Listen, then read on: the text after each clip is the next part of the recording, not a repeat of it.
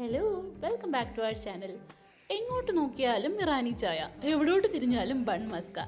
ഇൻസ്റ്റഗ്രാമിലും യൂട്യൂബിലൊക്കെ വൈറലായിക്കൊണ്ടിരുന്ന ഈ ഒരു റെസിപ്പി വീഡിയോ നിങ്ങളെല്ലാവരും കണ്ടിട്ടുണ്ടാവും. കുറേ യൂട്യൂബേഴ്സ് ട്രൈ ചെയ്യുന്നത് ഞാനും കണ്ടിരുന്നു.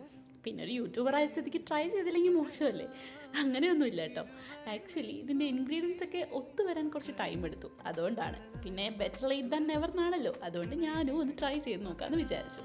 പിന്നെ എൻ്റെ സിസ്റ്ററിലും കൂടെ പറഞ്ഞിട്ടുണ്ടായിരുന്നു കേട്ടോ, നമുക്ക് ഇതൊന്ന് ട്രൈ ചെയ്ത് നോക്കണമെന്ന്. അപ്പോൾ പിന്നെ എന്തായാലും ഉണ്ടാക്കാമെന്ന് വിചാരിച്ചു. അങ്ങോട്ട് ഉണ്ടാക്കി.